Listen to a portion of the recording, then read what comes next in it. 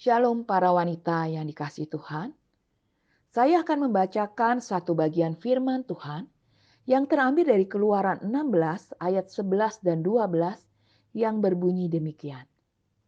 Lalu berfirmanlah Tuhan kepada Musa, "Aku telah mendengar sungut-sungut orang Israel.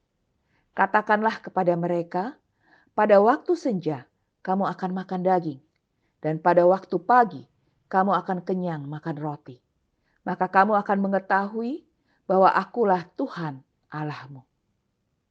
Para wanita yang dikasihi Tuhan, bangsa Israel adalah bangsa pilihan Tuhan, sehingga mereka diperlakukan secara khusus oleh Tuhan.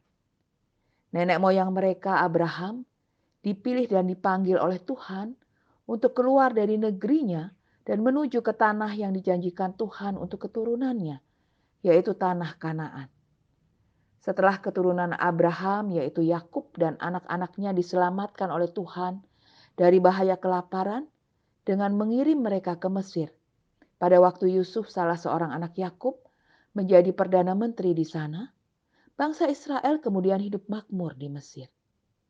Namun setelah Yusuf meninggal dan ada pergantian dinasti di Mesir, mulailah bangsa Israel ditindas dan diperbudak selama 430 tahun di sana.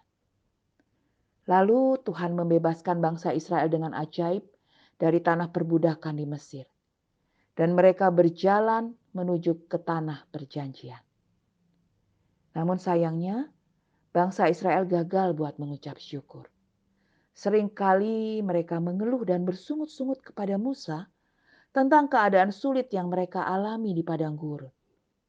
Salah satunya ketika mereka tidak menemukan air dan makanan yang biasa mereka makan di Mesir.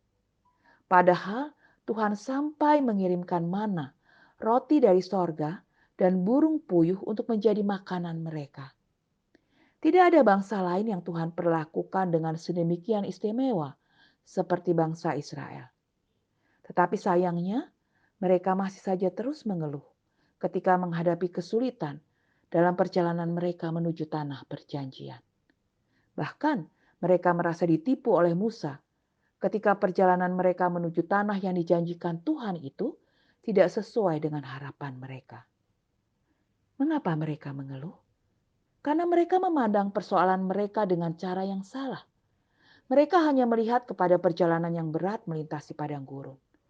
Namun mereka tidak bisa melihat penyertaan dan kebaikan Tuhan yang luar biasa ajaib dan terus-menerus selama mereka dalam perjalanan menuju ke tanah perjanjian. Sebuah negeri yang penuh dengan susu dan madu yang sudah Tuhan sediakan bagi mereka buat dinikmati. Saudari-saudariku yang dikasihi Tuhan, cara kita memandang hidup ini sangat menentukan bagaimana kita menjalani hidup kita. Setiap kali kita memandang hidup ini dengan kacamata yang negatif, maka otomatis segala sesuatu yang kita lihat jadi kurang sempurna.